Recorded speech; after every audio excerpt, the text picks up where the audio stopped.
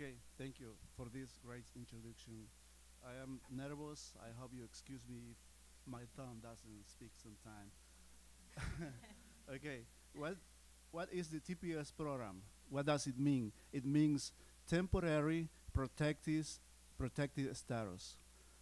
The first TPS was given to the Salvadorian people in 1990 by President George W. Bush father. The majority of the Congress at that time was Republican. And it is given to any population that lives in the United States for many reasons, but three of them: a civil war, killing people in outside countries; a natural disaster; or a killer disease that is killing a population.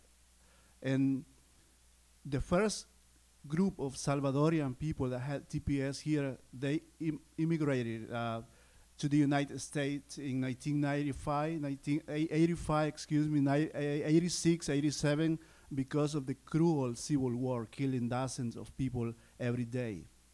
So this program was given to them. Since then, this program never suffered any situation like the one we are suffering now. These people in the early 94, 95, they had the permanent residency without many problems, without any risk, and then therefore they got the citizenship, so they are American citizens, most of them. What we have now is also TPS, so it's a privilege for El Salvador two times. The second one, it was because, as I told you, natural disasters. In January 13, 2001, a powerful earthquake destroyed the country, half of the country. And on February 13, the same year, a second one destroyed another part of the country. And that's why, ironically, George Bush's son was the president in the United States, and he gave us the TPS. Since 2001 until now, we had been without any persecution. We were working here. We built families here, and until last year, that we started to hear that Haiti was going to have a termination on TPS, and I think I should leave it until here for now. Martha, I don't know, ask you, what does TPS have to do with DACA? And how does DACA and TPS, like, how does that affect your family? Okay. Hi, everybody. Thank you for being here. Uh, I think DACA and TPS it has to be together, divided, not divided, because parents like myself had TPS. Our kids are DACA. So as if they don't give us to renew or resident permanents or our kids, it's gonna be destroy our families completely. Because what president wants now is to give the DACA some benefits, but they cannot have, the kids cannot have a petition from the parents. So it's me cut everything right there. And most of the kids are in school right now, so how they gonna continue with their education? How we gonna pay for our kids to go to school if a temporary protection that has terminated and there's nothing else we can do? We're gonna lose our jobs. We're not gonna pay for our kids' school. So it's gonna be, I'm very scared and nervous what's gonna happen in 18 months if we don't get together and fight for this. So why do we think that, that this termination is coming? Oh. So you guys picked. Yes. Okay. Thank Sorry. you. No, no worries at all.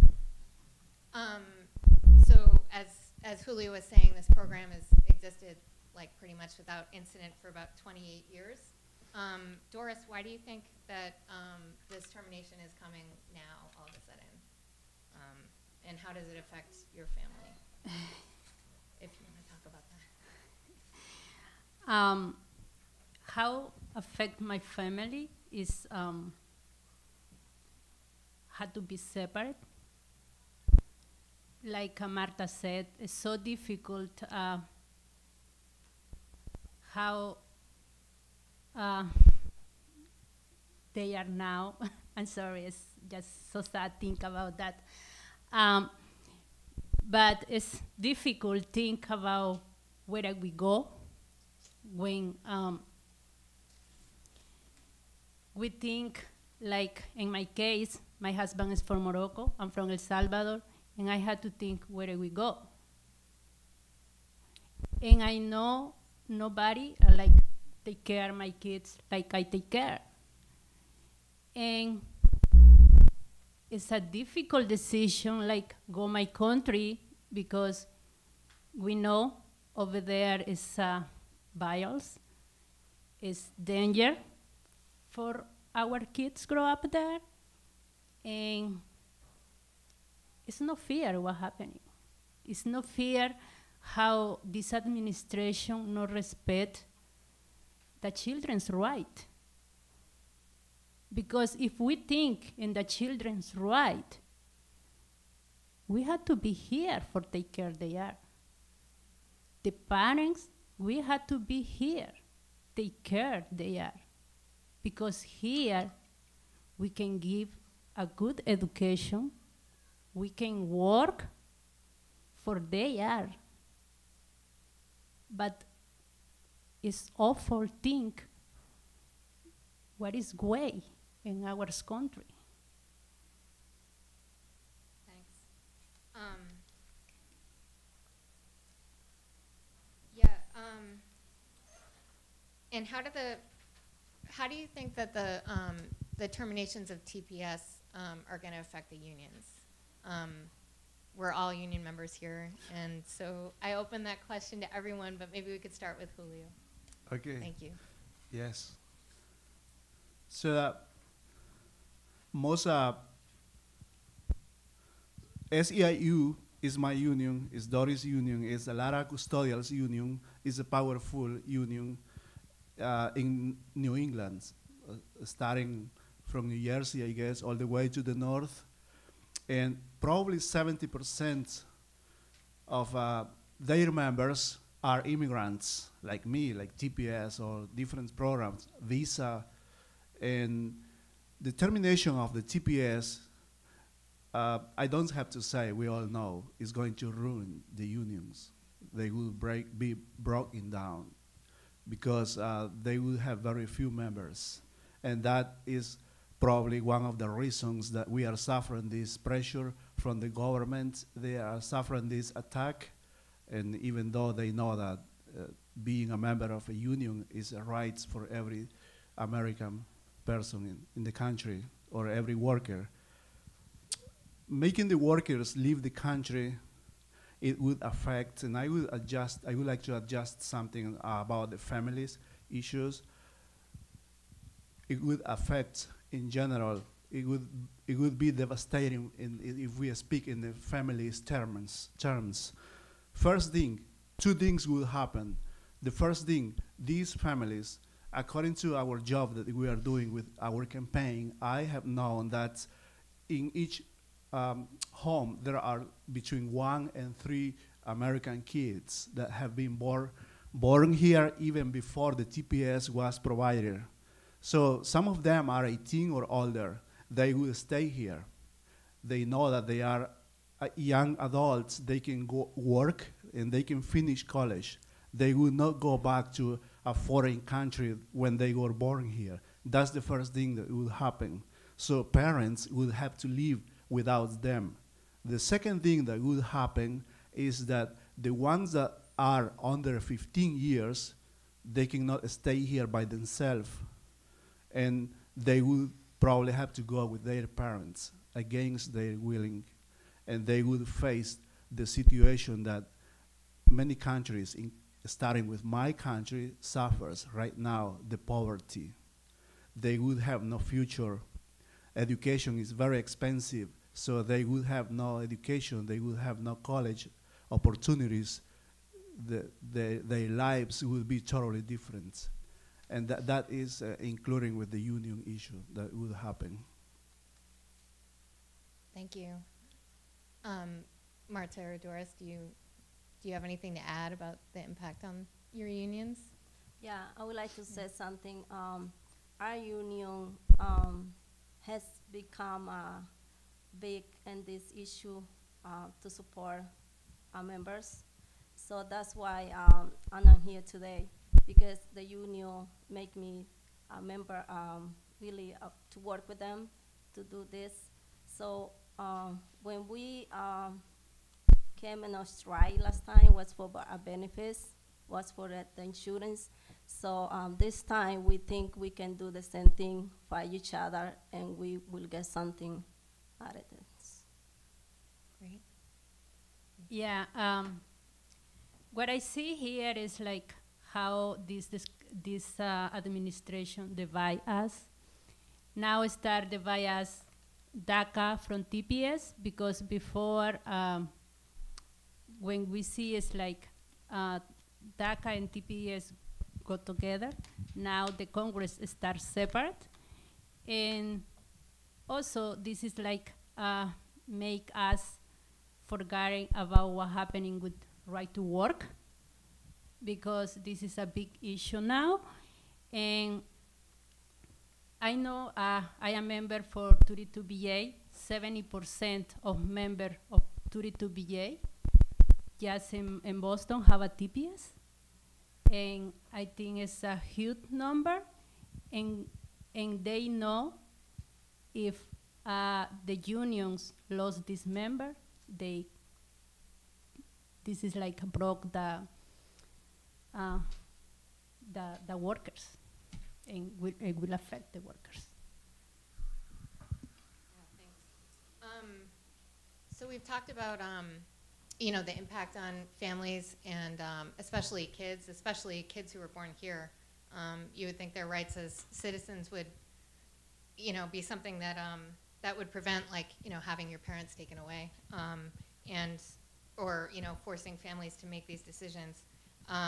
And some of the activity that we've done on campus, we've even had President Faust agree that these workers should stay here. It's really hard to understand who actually benefits from the termination of TPS.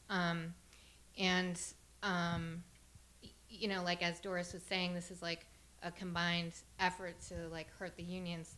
And I was wondering, Marta, if you could talk a little bit more about who you think benefits, especially coming from the union organizing point of view and the work that you're doing. Yeah, who will be beneficial for this one will be the banks probably, because we have houses. I actually had 2 houses, and if I leave, how I gonna be? I'm not gonna be able to probably sell my house, or I had to leave my house, and the banks will be the big beneficiaries for this. And I don't know if my bank will be saying, support myself and say, okay, we're gonna write letters to Trump administration and say, we need those people here because they own houses, they pay mortgages. And also I have pension too, and I have Social Security. I have been paying taxes all my years. I'm gonna live without nothing. Go back to my country after 23 years without nothing, start new, it's gonna be very hard, and for my family especially. May I add just something? Yeah, One quick please. point. There is one Salvadorian young man that lives in Malden. He owns a house there, but he also owns a construction company.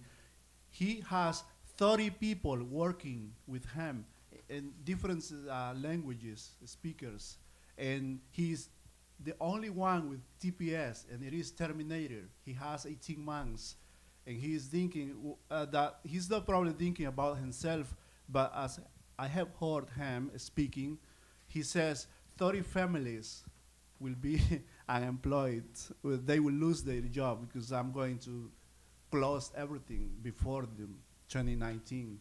So that's another issue that has to do. He's in investments. He's a businessman. And I think we also think about how the detention center have benefit with that, because if they deport us, they will put us in centers detentions.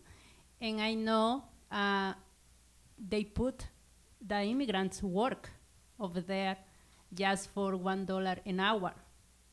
Imagine how is this? We had to work for $1 an hour in those places, and we know is other company got benefits with NTPS in DACA. Yeah, and I would just add that the effect on the unions, all of us, we were born after the heyday of the unions. For me, like, I'm not an immigrant, but there would be no union for me to go to if there weren't immigrant workers who brought the unions, brought the unions back in the last couple of decades when they were really shrinking.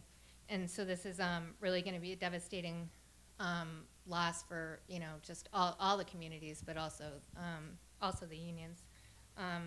And as Doris and everyone was saying, nobody really benefits except for these industries that are just here just to oppress immigrants. And you also mentioned September 9th, 2019. So if there's no path to permanent residency, Doris, what happens after that date? Wow.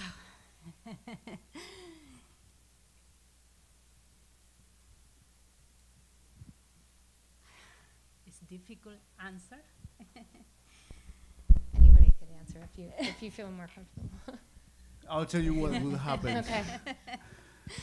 We have two options: to leave the country before that date, or remain here under the shadow forever, or until a second opportunity gets to us. In the meantime, we will be targets by ICE.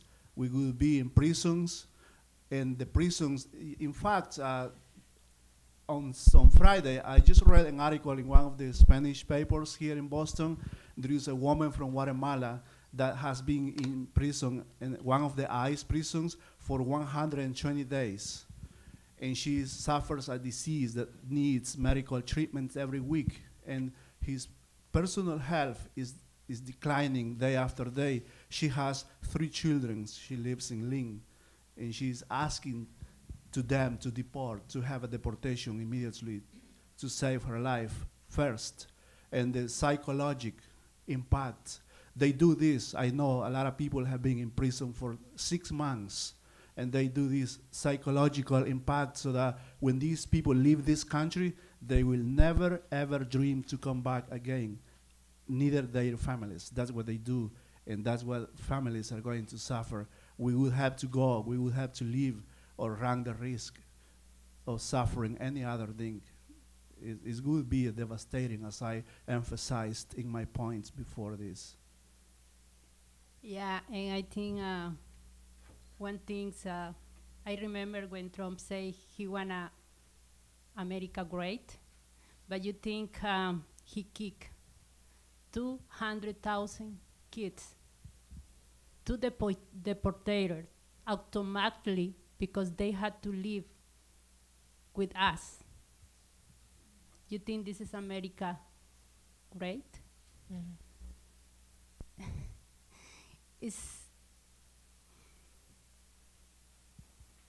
It's hard to think about that because, like I say,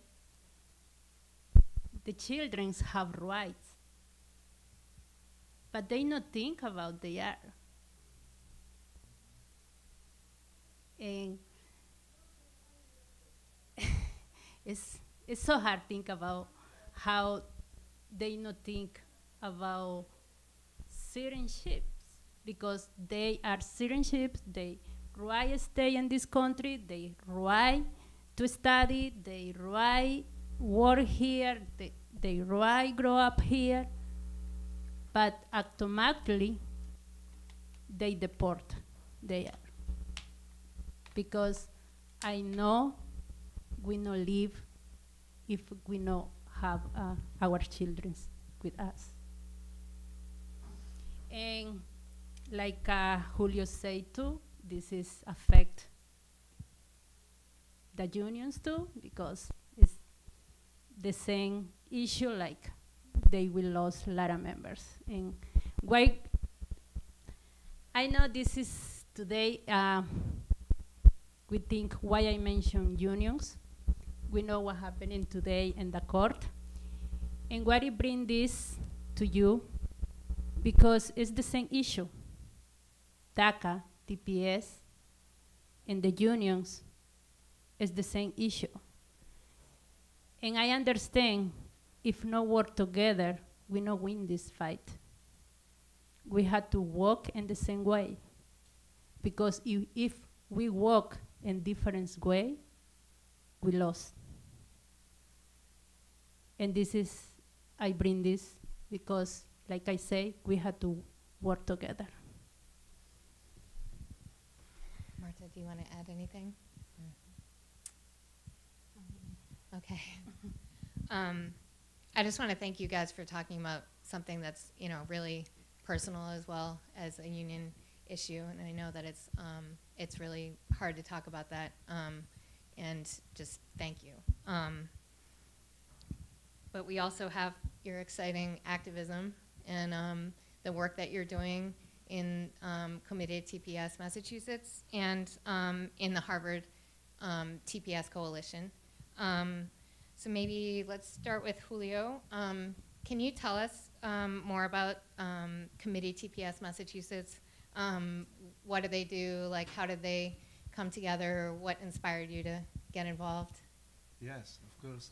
Thank you for the question. It's very important to say that we have been quiet in silence for 16 years, and that was our biggest mistake that we did. And I want to tell you that the TPS committee was born last year in May with 5 people, the first 5 people, 5 members, because of the news about Haiti. The Haitian community was the first one to suffer the news that it was TPS program had been terminated, and we started to work. And I'll tell you what really inspires me. This poster has a family design, but also, let me extend so you can see on the corner here, it says Alianza Nacional de TPS, so we are an alliance across the country. We are, the Massachusetts TPS committee is not an isolated group seeking for compassion from the governments. We are an alliance. We are spread across the country. There is one TPS committee in at least 35 states of the Union, the American Union, and we are unique and we are working together. And that is my inspiration, because we are strong. We are not an isolated group. So the other thing is that we started here in Harvard, in the university, in January. And the first step we did was to have a couple of meetings with the students and with Genevieve and a lot of more people involved, as you know. And we did a petition to Harvard President. Ms. Faust responded in 72 hours. That was very generous from her. She wrote a letter to 4 different parties in the Congress and the US Senate, and she expressed herself about the employees in a very special way. All the community, not only for El Salvador, but in general. She spoke about Sudan, Haiti, El Salvador, and other, and she involved in the letter the 400,000 immigrants with TPS across the country. Personally, I am very pleased with her response. We feel that the 3 of us had the idea, and along with Genevieve, we wrote the petition. She was very patient, waiting for all suggestions until we had the letter. So that was very wonderful from the president, Harvard president, and we are very pleased. The whole world know by now what she did, what she wrote, and how she defended us. And we are working now with the students and other people across the Massachusetts states trying to get the most colleges and universities possible involved in our cause. So they have students with TPS, DACA, and they also have TPS workers. And that is our next step to give.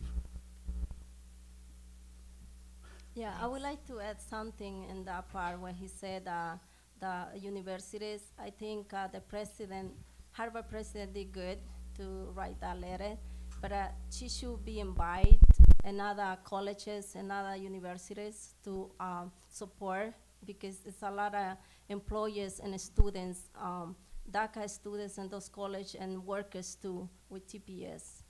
It would be great. We have been working since last year in June. We have been to the Congress and the Senate.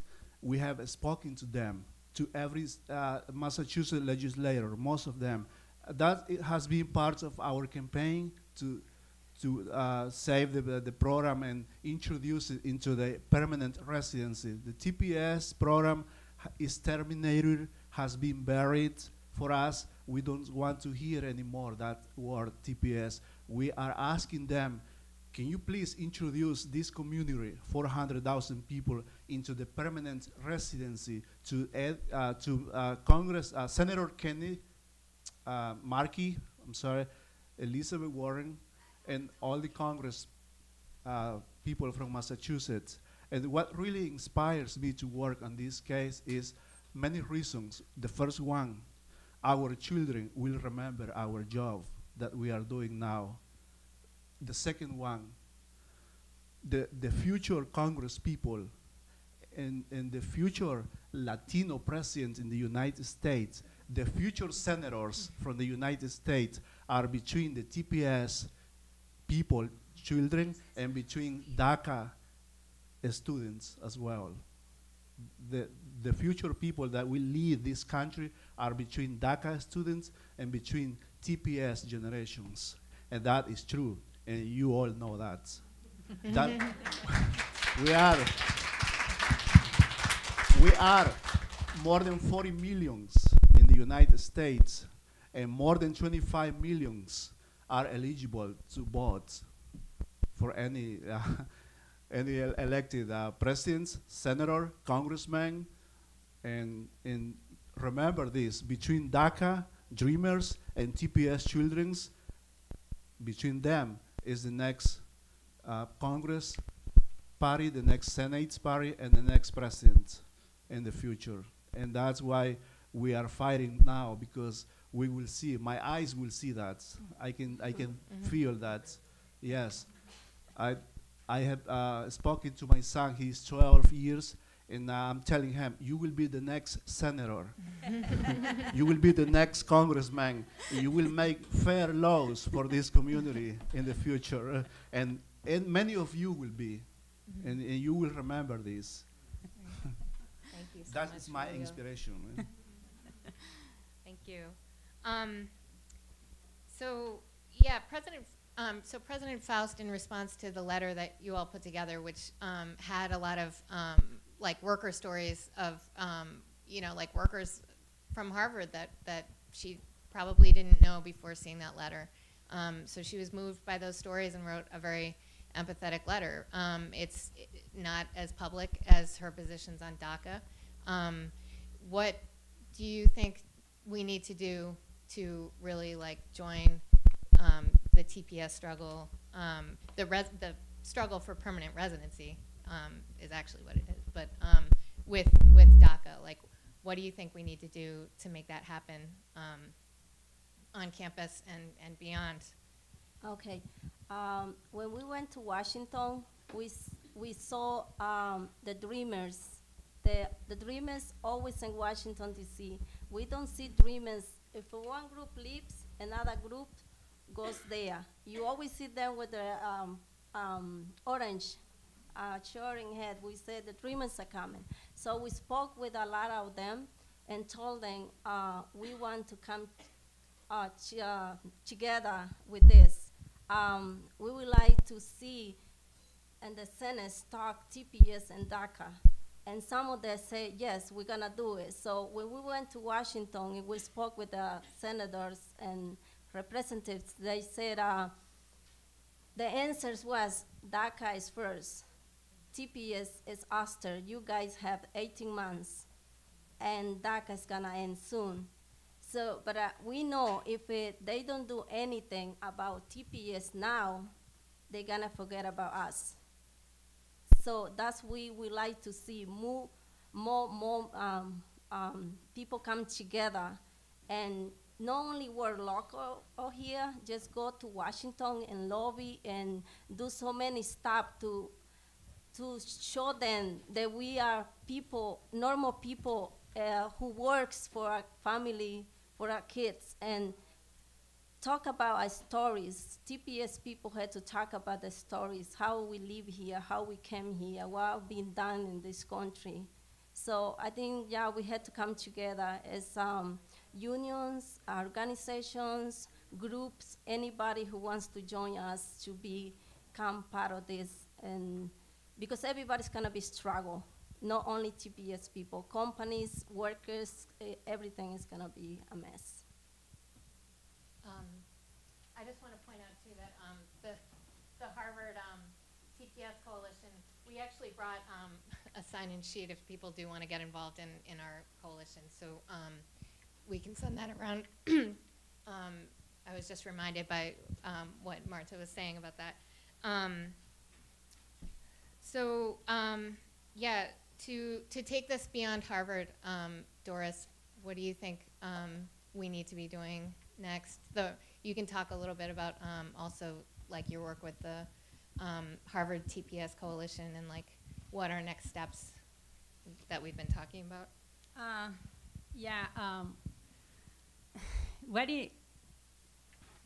What is the next step? We have the rally next Wednesday, and we try as motivate This workers coming out, because I understand they feel scary. Many of workers in Harvard feel scary, say, I have TPS, and I really understand that.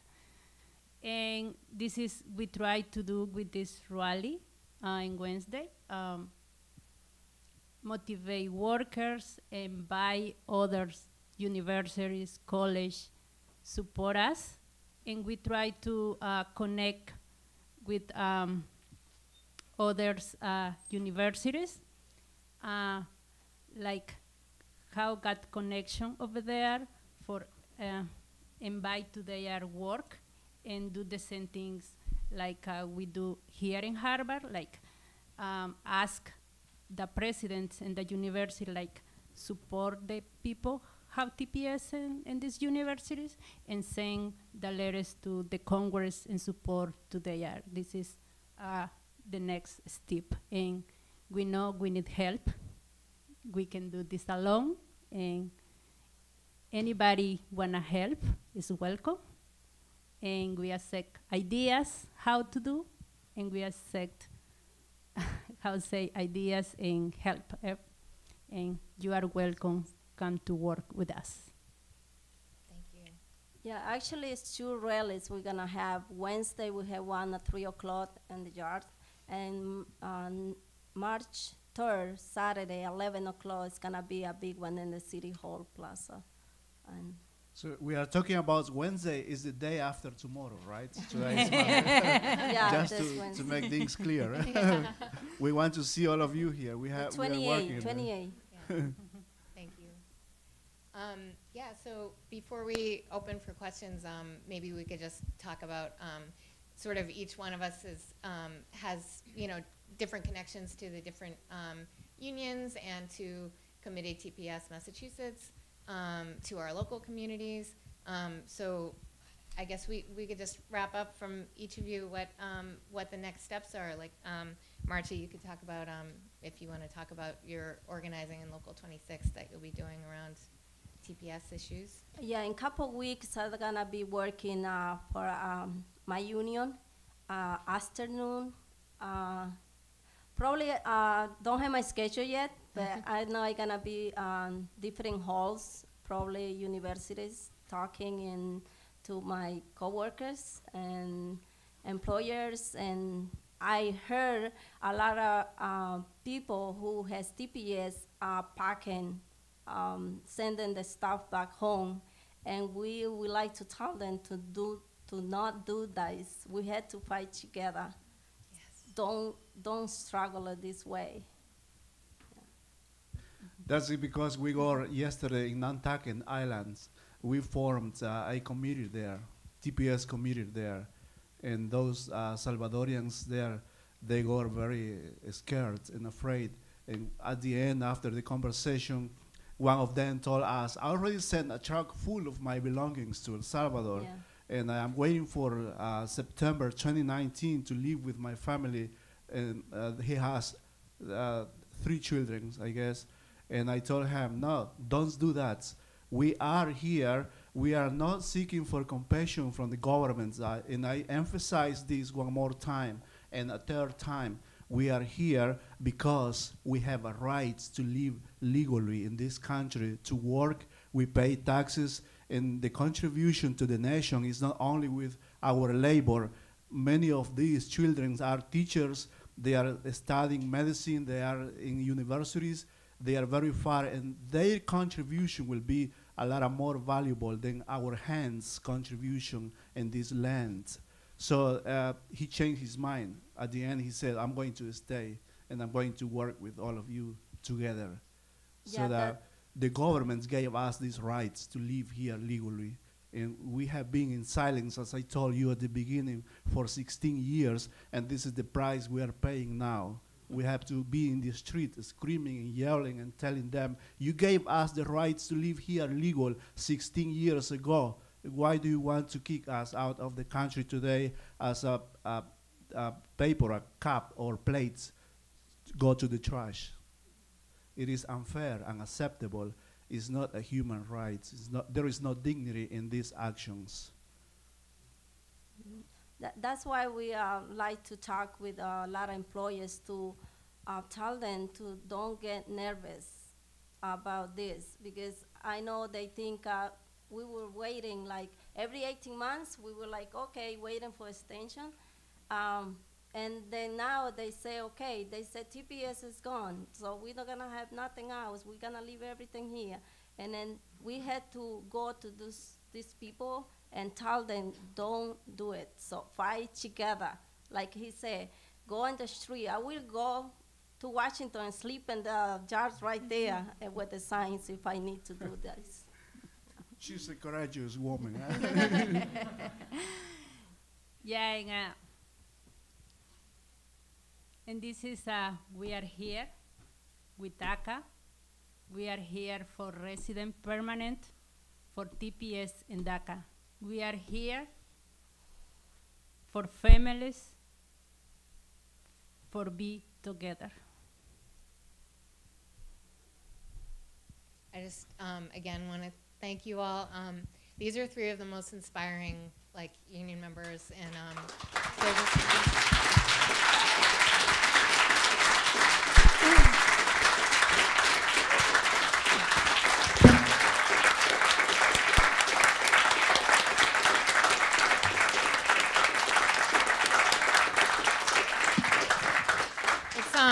it's just really amazing that, like that that we work together, and that, I get to know you because, we're in this union together. And just since I'm not an immigrant, I don't know the feeling, the struggle of like living with that type of insecurity and uncertainty. And it's like the most inspiring thing I think I've ever seen, that, like despite that, to stand up and fight and organize like the way that you have. And I just really thank you so much for sharing your stories, and for working with us and inspiring us, and changing this campus and beyond. And I just want to leave it open if you have anything else to say before we take any questions. No, I just wanted one thing. I would like to thank Genevieve. She worked very hard to help us out to run all these events outside and inside. Every time we ask her, she's right there to do it. And sometimes she just push us to do it. And I said, I cannot do this. And she said, yeah, you can do it. So thank you.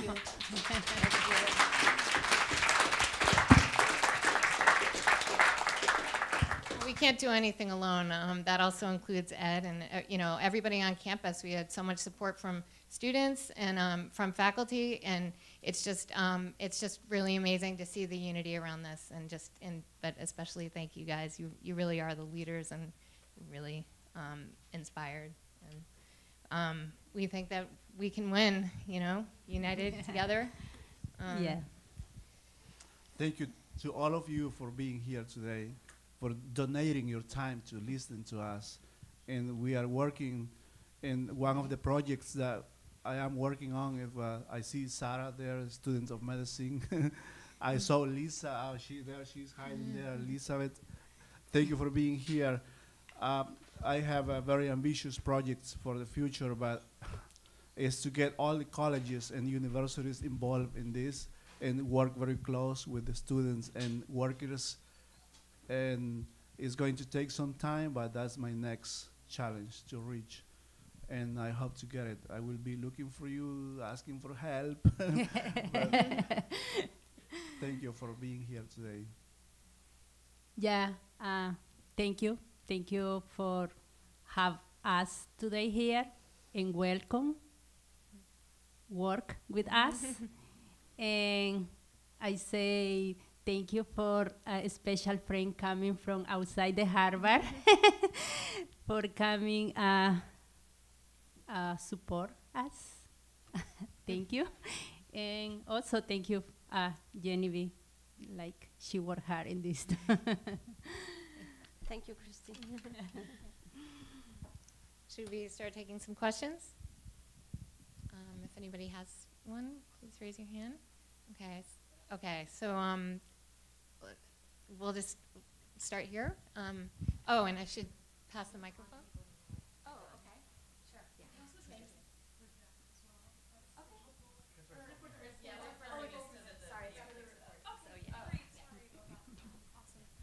Hi guys, thank you again so much for being here. It's so inspiring. So we're at Harvard, which is the most elite institution in the country, and I just wanted to speak a little bit to the juxtaposition of your experiences and like what your experiences have been being in this situation where it's very precarious, and then you're on campus, and just kind of wanted to hear a little bit about your experiences working at Harvard and with this kind of looming over your heads.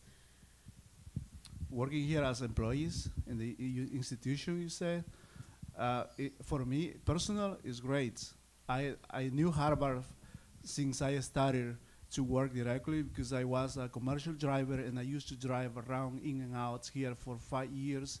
I knew how Harvard University was. A friend of mine brought me here in 2012, and I was lucky to have the job in 60 days. And I was working in Salem State University in the past, Endicott College, and as I told you, I was a commercial driver at the time. I drove buses and I did a lot of charters with sports teams on the weekends. The company I worked for at that time had a lot of business with the colleges. So, but Harvard is a different story. It's a great place to work. It's a community. All races together, all colors and languages, we are together, and I love this. It's great to be here. Yeah, for myself too, it's an honor to be working in Harvard. Especially, I didn't finish my high school in my country, and I came to the bridge program, and I finished my high school. So I think it would be a great place to be. Anything to add, Doris? You can also just take the next question. Sorry. Well, thank you for being here. Can you describe what your life will be like if you were to go back home? Like, what do you think your life will be if you leave the U.S.? What kind of job is waiting for you, or do you have any family still there? I don't have no idea where I'm gonna go. If I go back to my country, I'm not gonna have a job, first thing. And second one, all my family is here. I don't have idea yet what I'm gonna do. I think probably gonna stay there like everybody else, selling water, something in the streets to survive. I don't have idea because I've been here for I was 21 when I came here. So my family are here. My father passed away, so I don't really have family. back home. It's really good to be like immigrating to another country, starting from zero. I came here in 1994, and my parents are still alive. I work here, I have my family here, but I also help them. They're senior people now, 80 years, 75, and to get back there, it'll be just like the first day when I got to the US. Devastating. I think this is happening for everybody, and we don't have a job there. When I don't know how to start. It's like how Julio said the first day when we come in here, we don't know how to start, and this is will be back to El Salvador. And other time I think emigrate other place if I can keep safe my kids.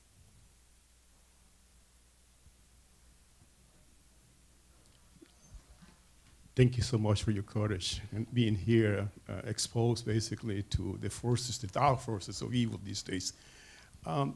You are here. You are not here accidentally in this country. You're here because of history. You're here because of destructive policies that have been implemented in your countries that have pushed you out of your country with a lot of violence to get here to get a new life for yourself and your families. You have more than a right than a lot of the immigrants that come to this country to get a better life. There are people here like Professor Well that will be more capable of telling you what the history has been, you know, with the United Fruit Corporation and all these other players that have gone around, killed presidents in your countries that have been leaders to try to get to advocate on your behalf out there so that you don't have to emigrate to this country. I don't talk about reparations, but you're entitled, from my perspective, to reparations. So when you talk to people that say that you may have been here illegally and gotten here and taken their jobs and all of that stuff, you have more than a right to be here than they have. And thank you for your courage. Thank you. Thank you. I will tell you a compliment. 2 weeks ago, I was in Congressman Kennedy's office in Newton. We had an interview with him. We spoke for half hour, and he told us, "You are American as me, so we are all Americans," as you said.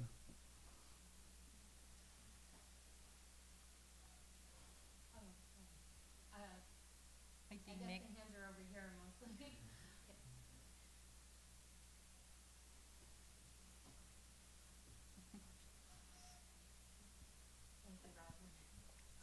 Hi, Megan and I work at the Bridge program, and we know that in addition to working hard on this campaign and raising their families and working hard at work, they also work really hard in the classroom. So I have a question. I feel like the word Dreamers and DACA, it sort of makes the headlines, and a few more of the kind of like the American people know about that. But I'm just wondering, most people that you meet, do they not even know what TPS is? Because I know about it because I'm kind of, you know, immersed in the community, but what is it going to take for the stories of the TPS stories to kind of change hearts and minds in the US? Because I feel like most people are sympathetic once they hear like a dreamer story. Yes, it's true, because we go in silence. That's why nobody knows about TPS, what it means, when did we come here, and that's why we are working.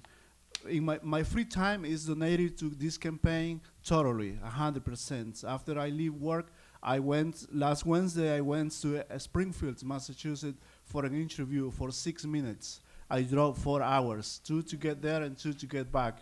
And the person that interviewed me is one Spanish lady. She probably had no idea what TPS means. We were talking for a while before being in front of the cameras. And then she was nervous as I was telling her the story, and she was very surprised, but we spoke. We did a good interview. We are working against the clock. It has been set to take the time away from us, but we are behind, and we are moving forward. Tomorrow there is a good presentation in downtown Boston.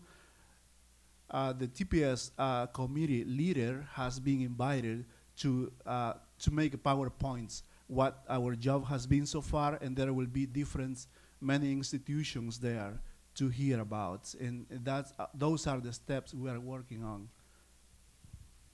And my name is Megan B. I work with Jennifer at the Harvard Bridge Program, which is a worker education program here at Harvard.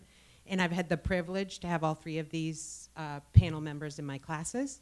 I don't have a question, I really just have a comment. As far as what we've seen at the Bridge Program and what we know about their work ethic, there's no three other people that are worthy to be part of this community. So as far as working two jobs, taking care of their families, getting their high school diplomas, improving their computer skills, the motivation is really, really incredible. And I think sometimes that I'm busy, and I'm not compared to what a lot of our participants are juggling. So I just wanted to make that comment. Thank you, Megan. Thank you.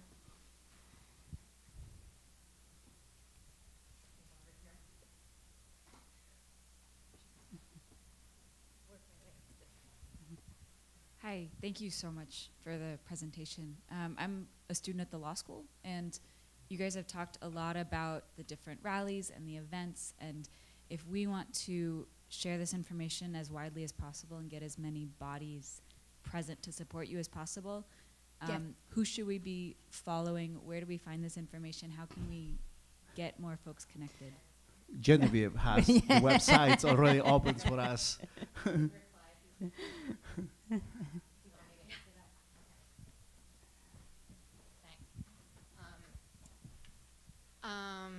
So yeah, we're on Facebook with the rest of the world. So there's a Harvard TPS coalition on Facebook that has basically like all of our activities that we've done so far. We came together in January. One of the first projects was to take the Committee TPS Massachusetts demand of getting President Faust to lobby and advocate for the permanent residency for my friends and coworkers here, and we're basically Facebook, the sign-in sheet that's going around. I also want to acknowledge that Jose and Jorge, who are also members of our coalition or TPS workers here at Harvard, are here today. So, like all of these workers are really the leaders on this. And just partially also in answer to the previous question, when people get to know these stories, you do find that there's like a lot of empathy, and we've laid out some ways that we want to make this as public as and advocate as strongly as the Dreamers, who have really inspired us. But I just want to mention too that if you do go to our Facebook, you can see that there's these workers are stepping forward. They're not gonna be in the shadows, and they're not gonna be strangers, and that's like really at a lot of personal risk. And so they've spoken to us in the Crimson. They've spoken to us in the Spanish language media. The BBC has also gotten in touch and interviewed these workers. Also, Julio could talk a lot more about other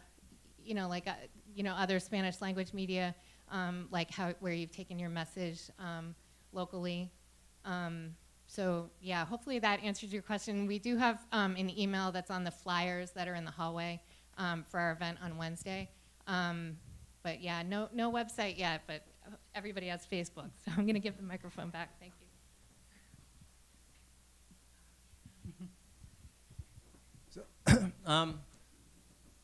One thing that they're getting across is that they cannot survive on their own, as nobody in this country can survive on their own.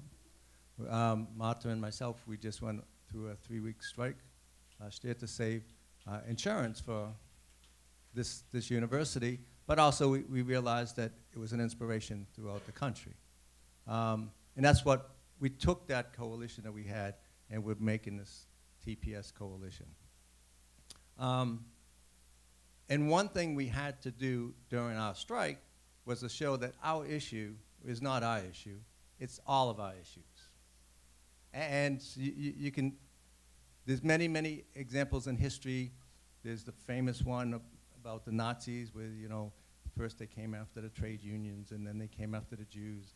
And the last one was me, and there was no one left. Well, that's what's happening today. Genevieve's union is in court today to be dismantled. And the powers that be is saying they can dismantle the unions in this country. We know that TPS is a union issue because when Trump came into power, the first week he had, one of the first things they were going to do was to put a national right-to-work law. National right to work means that you ain't got no unions in this country. The right to work is the laws are down south. But they thought that the unions were too powerful at the time, and so they pulled it back. We know that TPS was one of the things they were going after because TPS is going to be affected our union, the SEIU, the Teamsters, the construction workers, and the teachers. 5 of the most powerful unions and the unions that are moving mostly in this country. Actually, I think all these unions have strikes going on today.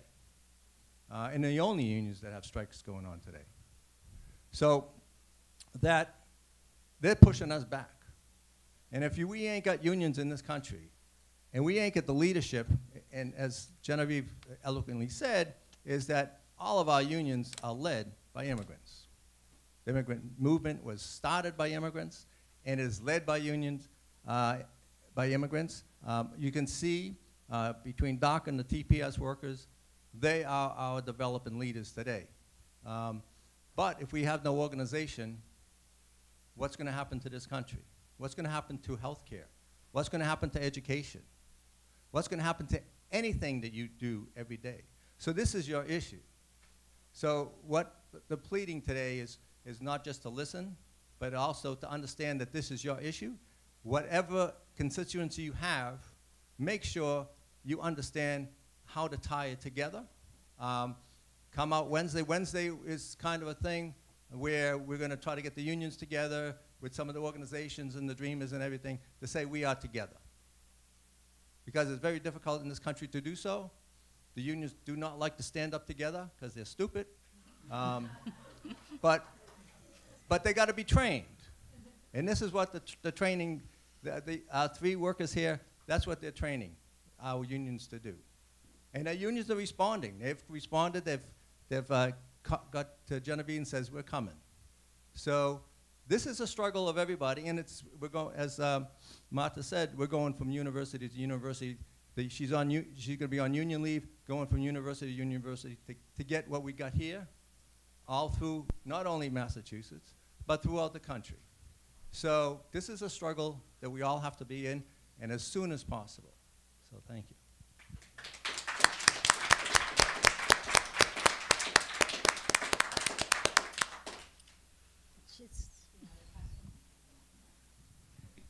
Hi, thank you so much again for the event. It was amazing. My question is, you talked a few times about the vast numbers of people in the Boston area that will be affected by TPS repeals, and so I'm interested in knowing as much as we can possibly know about that and the scale of the issue at Harvard. Do we have any idea how many people in the Harvard community are affected by this? Or I tried to ask the Refugee and Immigration Clinic weeks ago, and they sort of said, we really don't know. 32BJ have like 60 person directly, 60 people directly, but we have in Harvard like others company contract also work in Harvard, and they have the same benefits like the people work directly for Harvard. And I know for they are 350 workers, and 350 workers, 70% have TPS. 70, right? Yes, 70, yeah. Thank you. Yeah, in my union, here in Harvard, I think like 25 probably, but Northeast has the most TPS employers. And Harvard Business School too, I also work there. It's like 10 people with TPS. Yeah. If I could just add really quick too that it's you know this climate of fear and anti-immigrant and this climate of fear and like the anti-immigrant rhetoric and the fact that this is like personal information. A lot of people, you know, they don't have to tell anyone. It isn't going to be possible for us to get those numbers exactly, but we can guess. There's a lot, and there's some places it's more obvious than others. Were you talking about Northeastern? But I mean, at Harvard, we don't exactly. I mean, those numbers that SEIU did gather. Yeah, so some employers don't want to come up and say they have TPS. They're afraid. Right. Yeah. Can I add something? In general, Salvadorians are 5,000 in Massachusetts. 4,800 are active employees. They pay taxes, and the 200 we assume that they are moms that take care of their children. They don't pay babysitting, and they are at home. They are not active working. 3,000 in the Haitian community, probably 3,000, and other 3 from Honduras. So in general, from Central America are about 10,000. But there are other countries like Nepal, Sudan, and Syria.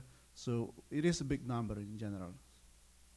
Inside the university, there are probably 5 countries working.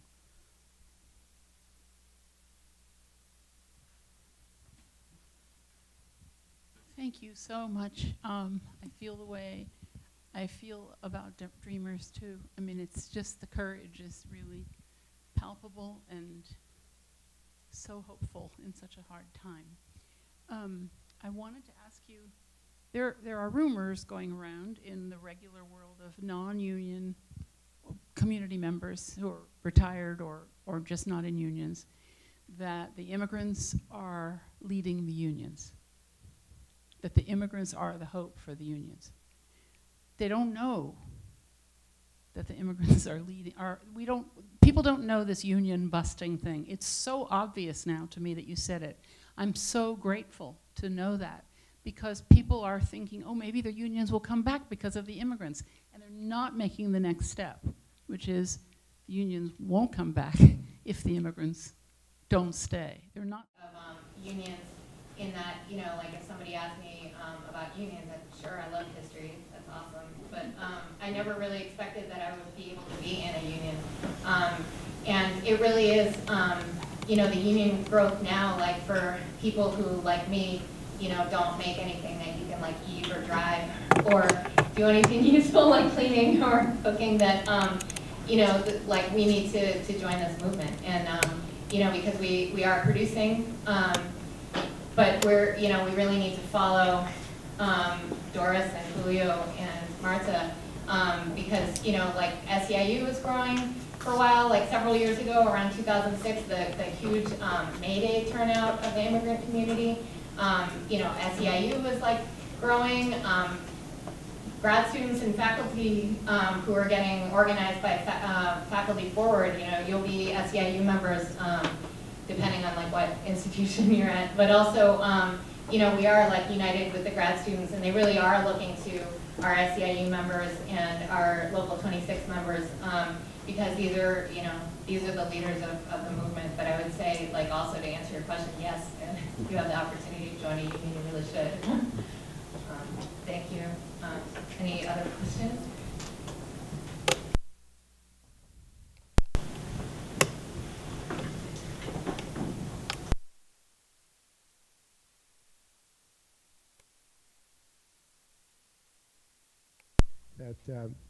That our class opponents, management, the whole system of making money off of our labor and our production, they are very highly organized. They know that it's in their interest as the ruling class of this country and all over the world, that their ability to stay at the top, as they see it, depends on keeping us down. And we are the majority of humanity. We are not a tiny 1% of 1%. We are the 99 and 9/10% of humanity. And as long as we remain disorganized, it is easy for them to maintain a dominating role over us and to deprive us of not only our voice, not only decisions about our future. We are, after all, alive in our communities as well as they are, but also the education of our children and the future of our children as well. So if we want to have a world of, a loving world of people cooperating and building the world and defending the environment and defending our communities, we need to get organized. And if we have that ability, as Julio said, of legal empowerment, we need to defend that. Because all those rights that were bought by the struggle and the blood and the sweat and the tears of the working class to gain are being chipped away by people who are opposed to us having any say or any power in this world. So I think the unions need to get together on this too, not just consider their own interests when they negotiate, but it's true that when unions negotiate collective bargaining rights for their own members, that brings up the wages in non-union employment. They can't drastically underpay their employees when it's clear that by organizing they can bring up the wages and working conditions of employees everywhere. I wanted to just ask, you know, I'm not a giant believer in the efficacy of lawyers, but I do know that major corporate law firms do have pro bono departments that take up issues of social justice. And this is the issue of social justice of our day, of our right now. So I know that Boston is filled with law firms that do have pro bono departments, and I just think of it as a potential resource, and I would just like to suggest that they be contacted, and they will for their own purposes, they like to look like they care. They really mostly care about winning corporate cases, but they do care, and they do have shown the ability to pursue and to achieve justice in cases that they take up. And I would suggest that firms like Skadden Arps and others in town that have a major presence in town be contacted for the help that they could render.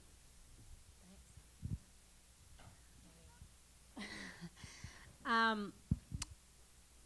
don't know that much about that. Just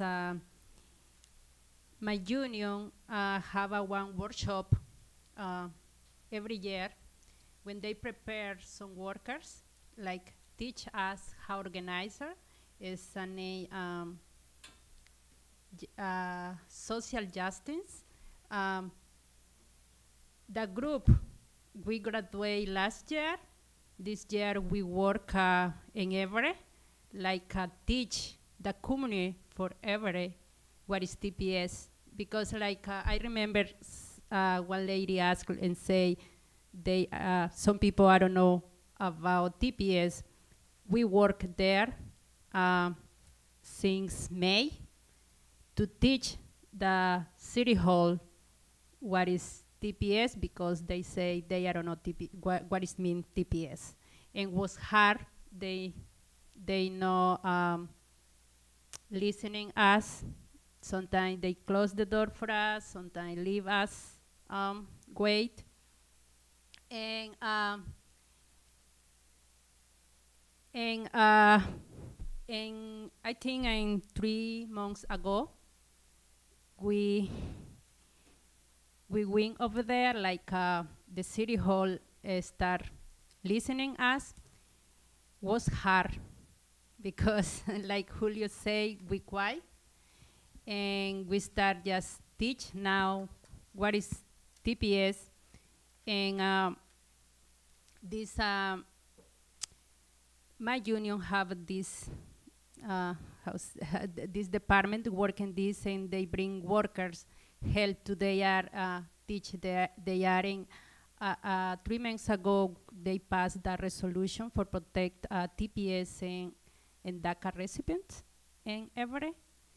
But what I say is so hard teach people what is, because they say also they I don't know what is TPS, they I don't know what is DACA, and we had to bring our kids share their stories. When they hearing the stories for the children, they start do something. But I don't know if Genevieve can talk more. I think that's great. Yeah, that's perfect. Yeah, thank you so much. Thanks so much again for having us. Yeah, thank you all Thank for you. coming. Thanks so much to Julio and to Doris and to Genevieve and also to Martha for educating us about TPS. We are grateful for your contribution.